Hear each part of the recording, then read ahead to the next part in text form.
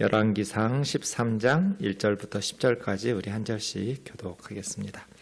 보라, 그때 하나님의 사람이 여호와의 말씀으로 말미암아 유다에서부터 베델에 이르니 마침 여로보암이 제단 곁에 서서 분향하는지라. 하나님의 사람이 제단을 향하여 여호와의 말씀으로 외쳐 이르되, 제단아 제단아, 여호와께서 이와 같이 말씀하시기를, 다윗의 집에 요시아라 이름하는 아들을 낳으리니 그가 내 위에 분향하는 산당 제사장을 내 위에서 제물로 바칠 것이요 또 사람의 뼈를 내 위에서 사르리라 하셨느니라 하고, 그날에 그가 징조를 들어 이르되, 이는 여호와께서 말씀하신 징조라. 제단이 갈라지며 그 위에 있는 재가 쏟아지리라 하매, 여로보암 왕이 하나님의 사람이 베델에 있는 제단을 향하여 외쳐 말함을 들을 때 제단에서 손을 펴며 그를 잡으라 하더라. 그를 향하여 편 손이 말라 다시 거두지 못하며, 하나님의 사람이 여호와의 말씀으로 보인 징조대로 제단이 갈라지며 재가 제단에서 쏟아진지라. 왕이 하나님의 사람에게 말하여 이르되, 청하건대 너는 나를 위하여 내 하나님 여호와께 은혜를 구하여 내 손이 다시 성하게 기도하라. 하나님의 사람이 여호와께 은혜를 구하니 왕의 손이 다시 성하도록 전과 같이 되니라.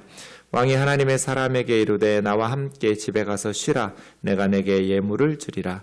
하나님의 사람이 왕께 대답하되, 왕께서 왕의 집 절반을 내게 준다 할지라도 나는 왕과 함께 들어가지도 아니하고 이곳에서는 떡도 먹지 아니하고 물도 마시지 아니하리니, 이는 곧 여호와의 말씀이 내게 명령하여 이르시기를, 떡도 먹지 말며 물도 마시지 말고 왔던 길로 되돌아가지 말라 하셨음이니이다 하고, 이에 다른 길로 가고 자기가 베델에 오던 길로 되돌아가지도 아니하니라.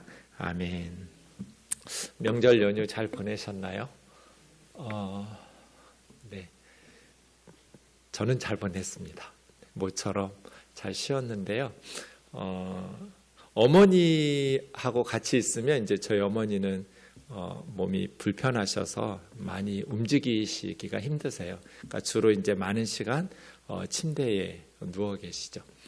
침대에 누워 있는 어머니하고 목사인 아들이 할 수 있는 일이 뭐가 있을까요?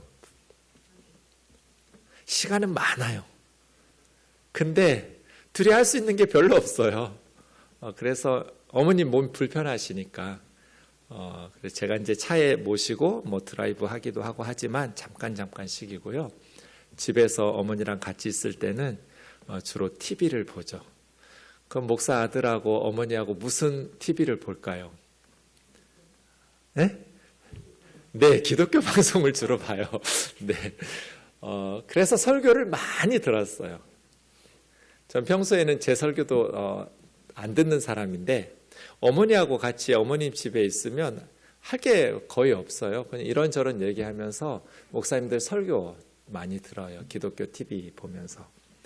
그러면서 제가 깨달은 게 있어요. 목사님들이 설교 시간에 성경을 정말 얘기를 안 하시는구나. 그러면서 좀 안타까웠어요. 설교를 목사님들이 만드는 거예요. 성경 본문을 가지고. 그래서 저것이 대부분 뭐 그렇지 않는 목사님 저는 한 명도 본 적이 없어요. 굉장히 많은 TV를 보았는데, 물론 그렇지 않은 목사님들 계시겠지만 제가 이렇게 못 봤겠죠. 하여간 TV에 나오는 목사님들 설교를 정말 많은 분들 들을 때마다 안타까운 것이, 왜 성경 얘기를 안 하지? 그런 생각이었어요. 성경 본문을 가지고 설교를 만드는 것은 좋은 설교가 아니에요. 성경이 설교예요. 그래서 성경 본문에 귀 기울이려고 하셔야 돼요. 제가 명절 연휴 보내면서 우리 교우들한테 그런 말씀 꼭 하고 싶었어요. 네. 성경 자체가 하나님의 말씀이고 설교예요. 그러니까 설교를 들을 때는 어떤 마음의 자세를 가지고 있어야 되냐면, 우리가 설교 들을 때 목사님 얘기 들으러 온 사람 아무도 없잖아요, 교회에. 사람의 말을 들으러 설교 시간에 앉아있는 성도가 누가 있겠어요? 성경의 말씀, 하나님의 말씀을 들으려고 하는데 성경 자체, 본문 자체가 설교라는 것을 기억해야 돼요. 그래서 우리는 항상 이 본문이 우리에게 무엇을 말씀하시려고 하는지를 집중해서 귀를 기울이셔야 하고, 음식에 비유하자면 조미료를 많이 넣으면 그건 좋은 음식이 아니에요. 우선은 맛있게 느껴질지는 모르겠지만 몸을 상하게 하죠. 조미료가 많이 들어갈수록. 그렇죠? 거기에 익숙해지면 건강하게 살 수가 없어요. 근데 이제 저희 어머니의 어떤 확고한 신념? 아마 그 세대의 경험이 너무나 충격적이었나 봐요. 조미료가 예전에 없었을 테니까 그게 새로 만들어지면서 음식에 조미료를 넣었더니 맛이 너무 좋아진 그런 충격적인 경험이 있으셔서 그런지 저희 어머니는 지금도 모든 음식에는 조미료가 들어가야 된다는 확신을 가지고 계세요. 그렇지 않으면 맛이 없다라고 생각하시니까요. 거기에 이제 제가 길들여졌잖아요. 어머니 음식에. 그러다가 결혼해가지고 이제 장모님 음식을 먹었는데 너무 싱거운 거예요. 장모님은 조미료를 한 톨도 집어넣지 않으시니까요. 그냥 좀 맛없어도 건강하게 먹자 주의시니까.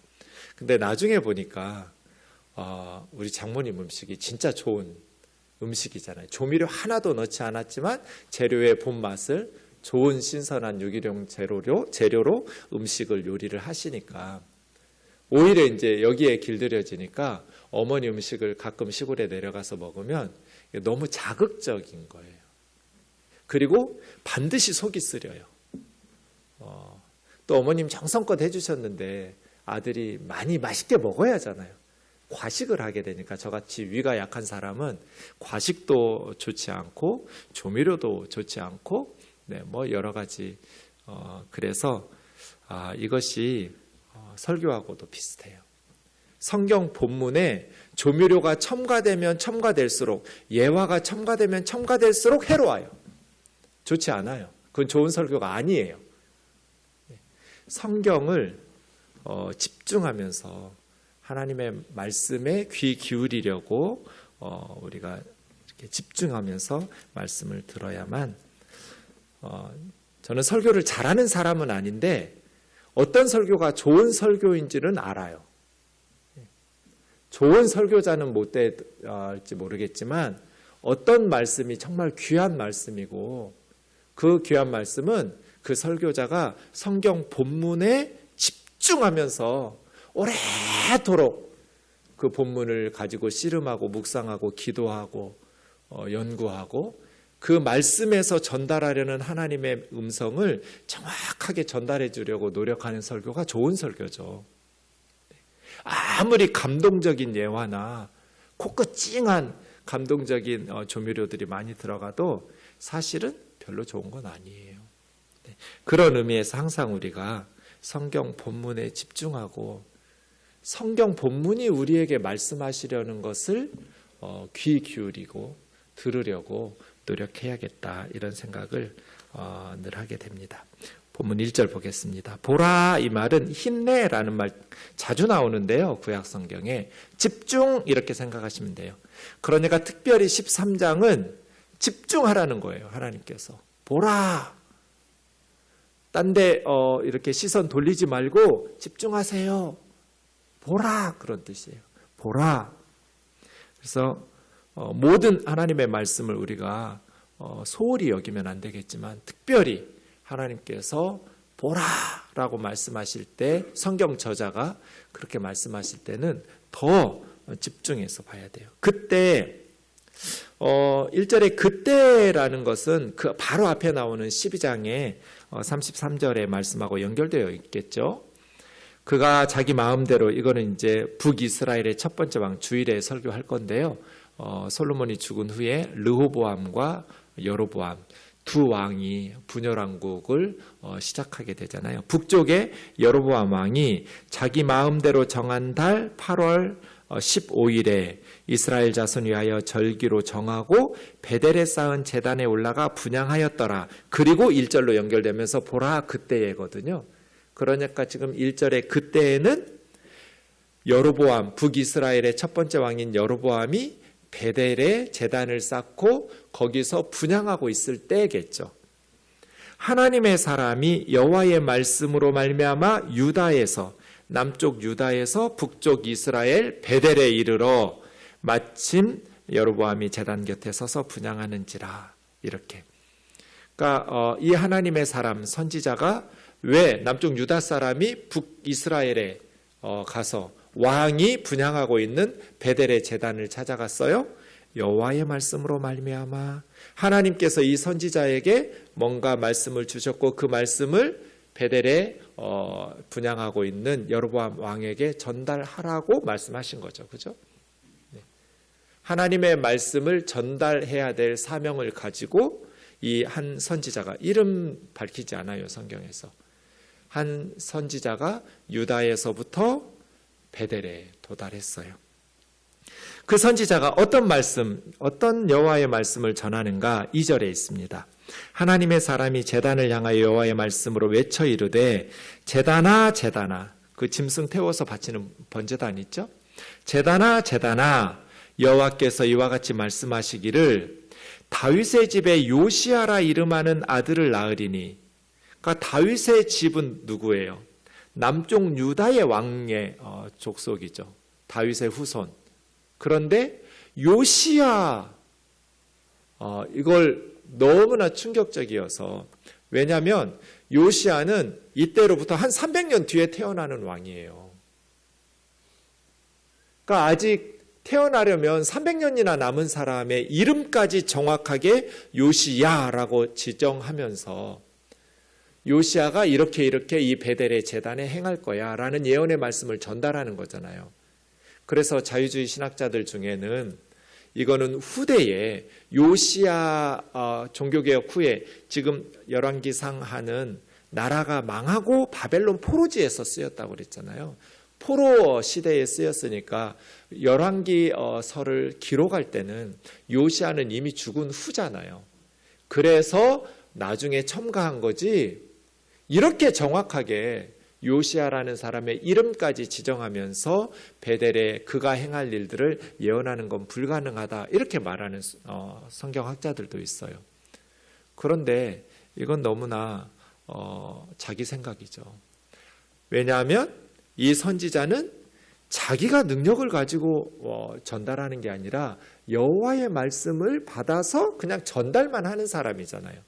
하나님께서 이 선지자에게 요시야라는 왕의 이름까지, 후대에 나타날 왕이 베델의 제단에 어떻게 행할 것인지를 예언해 주신 것, 전달한 것뿐이니까요. 그대로 하나님, 그것도 못하시면 하나님 아니시잖아요.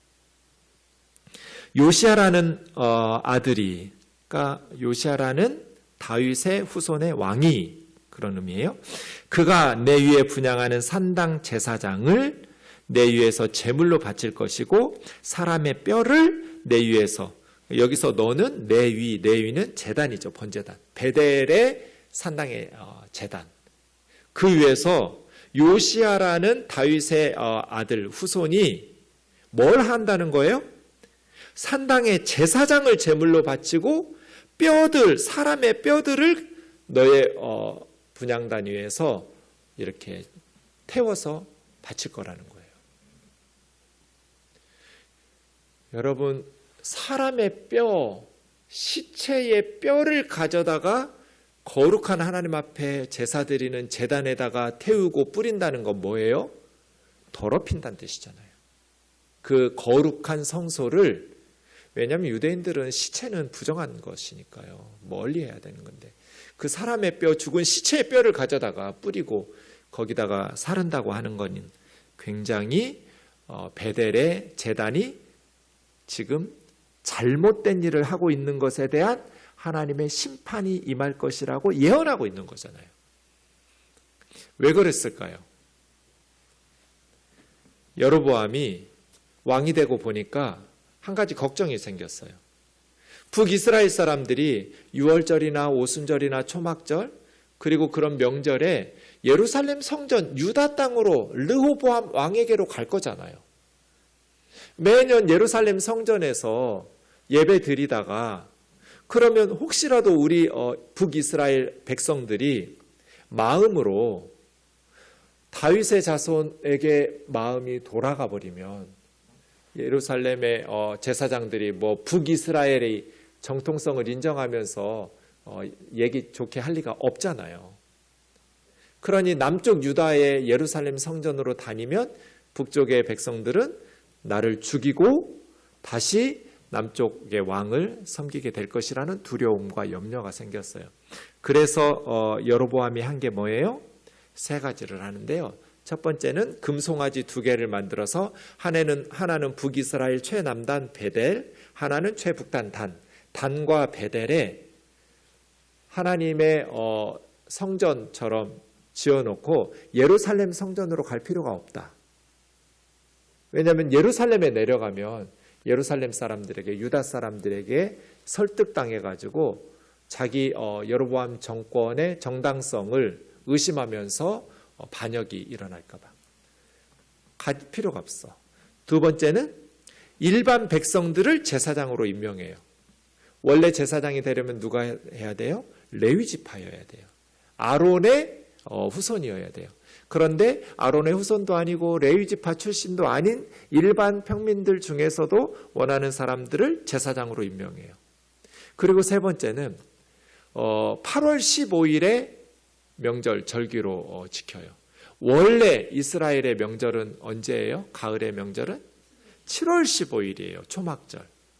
근데 8월 15일로 한 달 뒤로 늦췄어요. 왜 늦췄을까요? 그 시대는 농경사회예요. 7월은 추수기예요. 그러니까 얼른 추수하고 7월 15일부터는 일주일 동안 아무것도 못해요. 쉬어야 돼요. 안식일이에요. 다. 초막절 기간 동안에는. 그러니까 급하단 말이에요. 특별히 북쪽은 기온적으로도 더 추수가 남쪽보다는 늦어질 수도 있었던 것 같아요.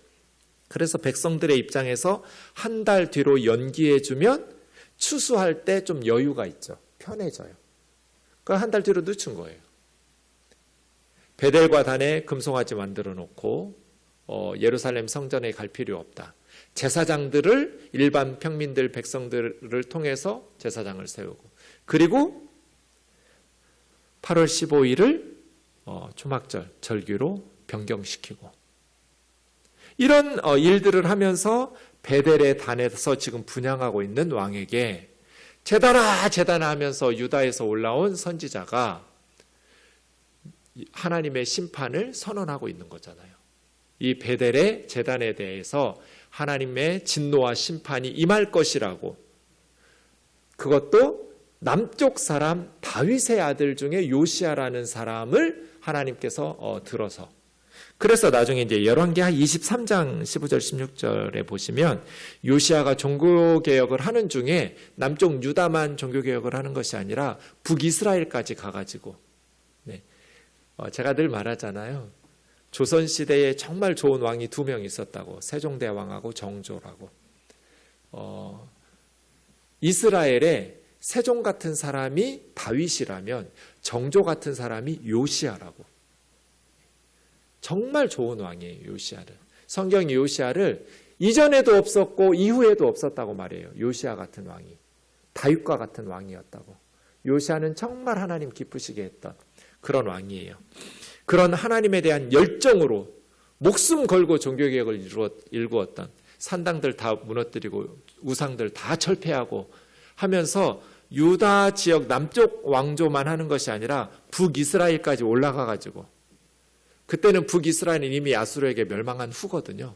북이스라엘까지 올라가가지고 그 하나님에 대한 열정을 가지고 종교개혁을 해요. 그게 이제 오늘 말씀 15절 보세요.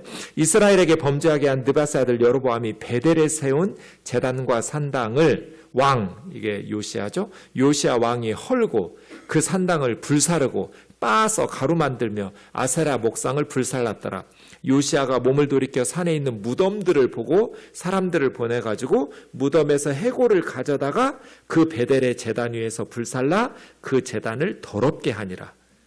이 일을 하나님의 사람이 전하였더니, 이 하나님의 사람이 오늘 본문에 열왕기상 13장에 나오는 하나님 사람이죠. 유다에서 올라와서 베델에서 여로보암에게 말했던, 그게 지금 요시야 때 성취된 거예요. 그래서 지금 유다의 하나님의 사람이 베델에서 지금 왕이 분향하고 있는데 하나님의 심판과 재앙을 선포한 거예요. 그러면서 3절이요. 그날에 그가 징조를 보여주시는데, 내 말이, 내가 진짜 하나님께서 보낸 선지자이고 내 말이 그대로 성취될 거라는 사인, 징조가 이것인데, 제단이 갈라지고 그 위에 있는 재가 쏟아지리라. 제단에서 지금 짐승제사 드리고 남은 짐승의 재, 태우고 남은 재들이 있었겠어요? 제단이 갈라지면 어떻게 되겠어요?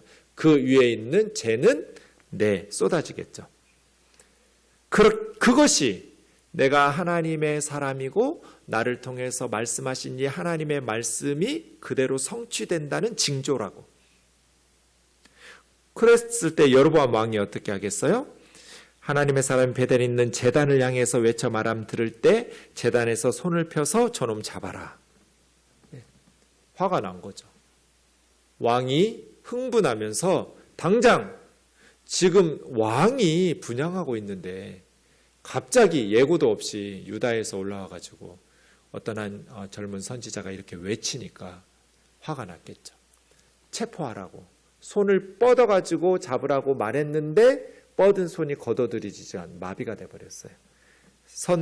편 손이 말라 다시 거두지 못하며, 그 다음 5절에 하나님의 사람이 하나님 말씀한 징조대로 제단이 갈라지고 제단 위에 있던 재가 쏟아져 내리는 거예요. 사인이 딱 드러난 거죠. 네. 그래서 왕이 하나님의 사람에게 이제 요청을 하죠. 부탁하면서 너는 나를 위하여 하나님 아버지 여호와께 은혜를 구하여 내 손이 다시 회복되도록 기도해 달라고. 자기 손이 갑자기 지금 마비가 돼가지고, 그래서 왕의 권위를 가지고 본때를 보여주려고 했는데 손이 마비돼 버려서 하나님의 선지자에게 기도해 달라고, 하나님께 나를 위해서 은혜를 좀 구해 달라고. 그래서 이 선지자가 하나님께 은혜를 구했더니 왕의 손이 다시 전과 같이 회복됐어요. 이게 정말 좀 코미디 같은 상황이 벌어진 거죠. 왕의 위엄을 가지고 지금 엄숙하게 베델의 제단에서 분향하면서 예배하고 있는데 왕의 능력과 권위를 보여주지 못하고 이렇게 쩔쩔매면서 선지자에게 나 좀 고쳐달라고, 기도해달라고 해서 기도했더니 다시 회복되는. 자, 이제 여로보암은 어떻게 해야 될까요?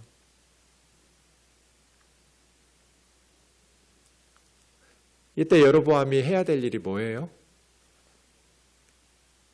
회개해야죠. 그죠? 회개하기가 쉬울까요? 어려울까요?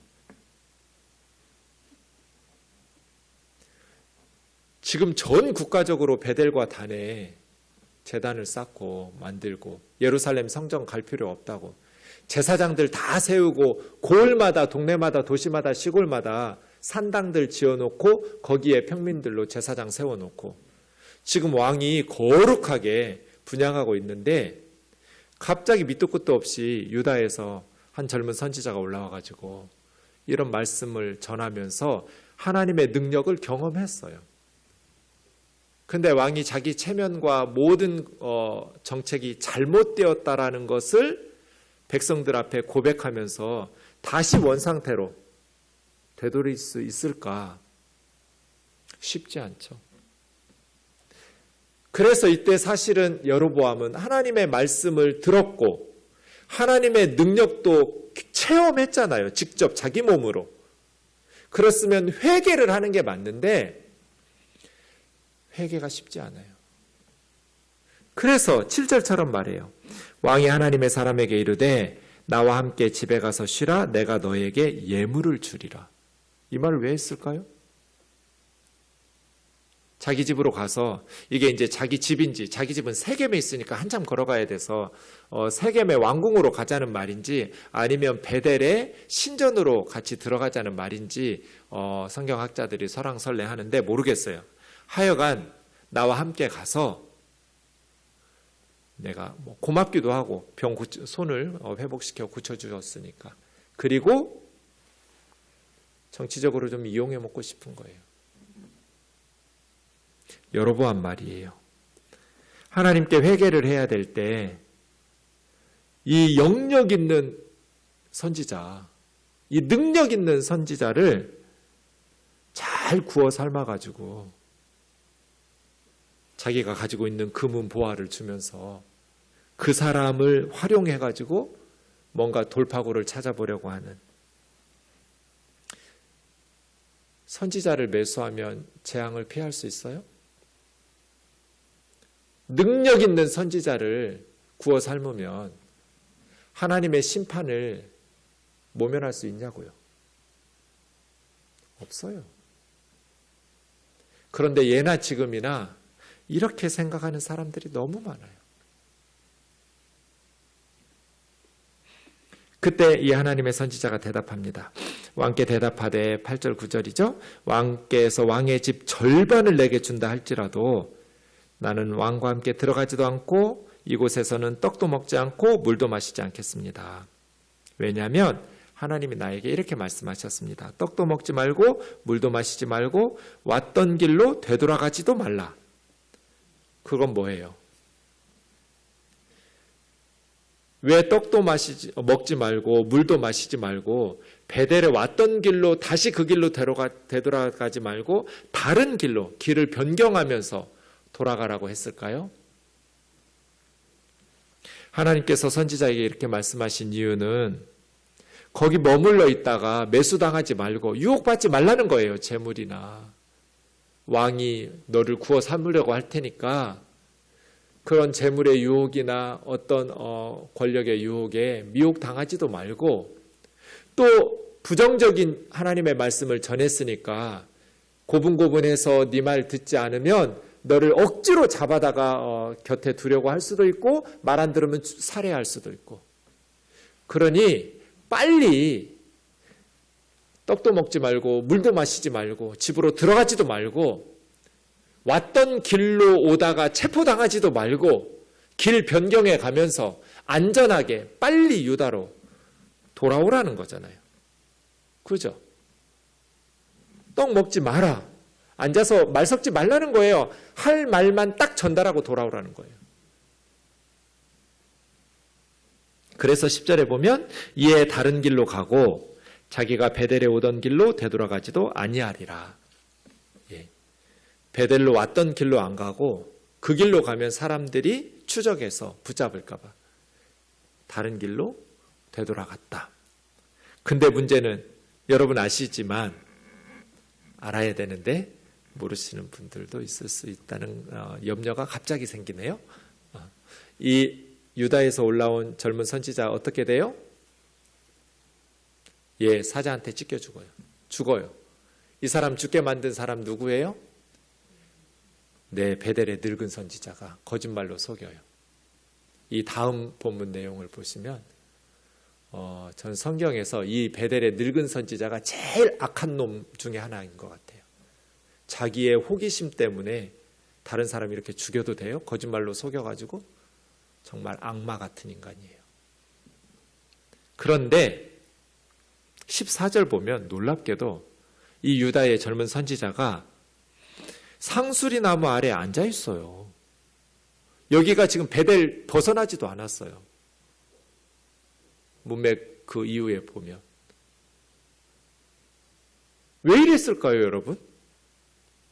그리고 어느 길로 갔는지 베델 사람들이 다 알아요. 그래서 이 늙은 선지자의 아들들이 그 길로 갔다고 해서 나귀 타고 가보니까 상수리 나무 아래에 앉아 있는 거예요. 왜요? 떡도 먹지 말고 물도 마시지 말고 왔던 길로 가지도 말고 다른 길로 길 변경해서 빨리빨리 유다로 돌아가라고 하나님 말씀하셨잖아요. 근데 왜 상수리 나무 아래 앉아서 쉬고 있냐고요. 베델 벗어나지도 않았는데.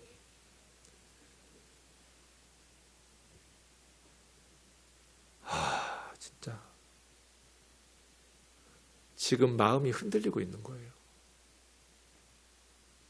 나라 절반이라도, 나라를 당신 집의 절반을 줘도 나는 안 갑니다. 말은 그렇게 했는데, 이런 사람 구약에 한 명 더 있죠. 누구예요? 나라 절반을 줘도 나는 못한다. 하나님이 이렇게 허락하지 않으셔서 이렇게 말했는데, 결국은 쫓아가가지고 그 재물에 대한 욕심을 버리지 못하고 망한 사람 누구예요? 발람. 민수기 22장 보세요. 발람이 모압 왕 발락에게, 이스라엘이 모세의 군대가 파죽지세로 밀고 광야를 오르니까 모압 왕 발락이 이러다 우리나라 망하겠다 싶으니까 유명한 발람이라는 점쟁이를 데려다가 이스라엘 저주 좀 시키려고 하는데, 발람이 이렇게 말하잖아요. 발락 왕이 그 집에 가득한 은금을 내게 줄지라도, 이거 오늘 유다의 선지자가 여로보암에게 한 말하고 비슷하잖아요. 당신 집에 절반 줘도 나는 들어가지도 않을 것이고 떡도 안 먹고 물도 마시지 않을 거라고. 발람도 그렇게 말했어요. 발락에게.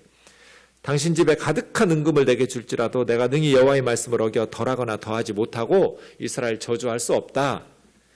그런즉 이 밤에 여기서 유숙하라. 여호와께서 또 다른 말씀을 더하실 게 있을지도 모르니까. 이런 말 왜 해요? 발람은 지금 마음이 흔들린 거잖아요. 발락 왕이 은금을 줄지라도 이렇게 말은 했지만, 그 발락 왕이 줄 수 있는 금은 보화가 탐나는 거거든요. 상수리 나무 아래 왜 앉아 있어요? 얼른 일어나서 떠나야지. 유다로 가야죠. 안전한 곳으로. 상수리 나무 아래 앉아 있는 것, 벌써 마음이 흔들리고 재물에 대한 탐욕과 욕심 때문에 앉아 있는 것을 보고 늙은 선지자가 거짓말로 속여가지고 결국은 이 유다에서 올라온 젊은 선지자가 비참한 최후를 맞이하게 됩니다. 왕이든지 선지자든지 오늘 본문은 하나님의 말씀에 불순종하면 망한다라는 것을 열왕기상 13장이 우리에게 가르쳐주고 계십니다. 하나님의 말씀에 불순종하면 죽는다, 망한다. 하나님의 말씀을 변경시키고 자기 마음대로 금송아지 만들어 놓고 그렇게 일반인들 제사장 세워놓고 날짜도 변경시켜가면서 하나님의 말씀을 무시하고 하나님의 말씀을 순종하지 않으면 망할 수밖에 없다라는 것을 우리에게 가르쳐 줍니다. 그 이후에 주어지는 하나님의 말씀들 말이에요. 어떤 사람도 하나님의 말씀인 성경을 벗어나면 그것은 하나님의 종이 아니에요.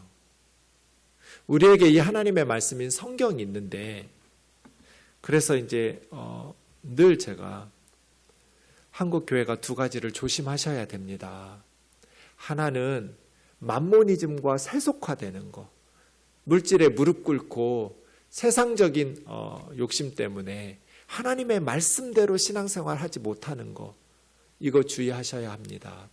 또 하나는 목사의 무당화,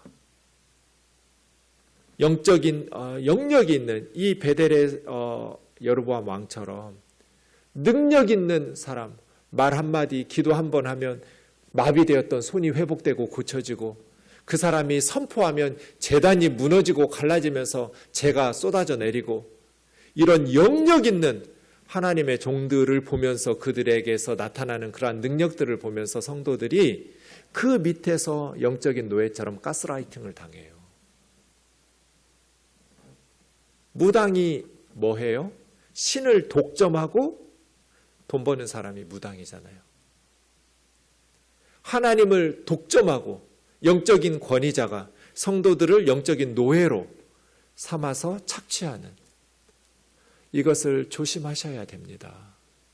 이단들은 다 그렇죠?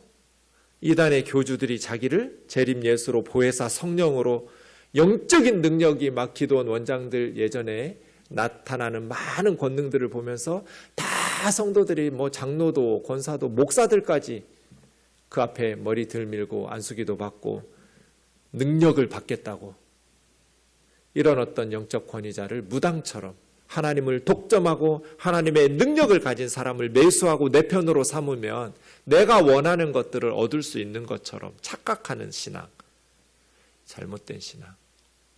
하나님의 말씀인 성경에서 벗어나서 하나님의 말씀 앞에 우리가 비추어 보아서 잘못하면 정직하게 진실하게 회개를 하고 하나님께로 돌아와야지. 영역 있는 하나님의 사람의 말을 듣고 하나님의 사람의 영적인 노예가 돼가지고 착취당하는, 몰라서 그랬어요. 이단에 빠진 사람들이 예수님의 심판대 앞에서 몰라서 그랬어요. 이게 통할까요? 통할 리가 없잖아요. 그래서 주의하셔야 됩니다. 만인이 제사장이에요. 우리 안에 있는 성령님은 동일하시고 하나님의 말씀인 성경도 동일해서 누구든지 하나님의 말씀대로 하나님 앞에서 섬기면 아무리 많은 능력이 있는 그러한 은사들이 있다 할지라도 겸손하게 사도 바울처럼 나는 아무것도 아니라고 죄인 중에 괴수라고 내가 아니고 내 안에 계신 성령님께서 하시는 일일 뿐 나는 마른 막대기만도 못한 무익한 종이라고 겸손해져요. 다른 사람들을 존중하고 귀하게 여기고 함께 더불어 만인 제사장으로서 하나님을 섬기는 동역자로 세워가는 그러한 진실한 종들이 될 겁니다. 그렇게 영적인 권위자들에게 속지 않기를 바랍니다.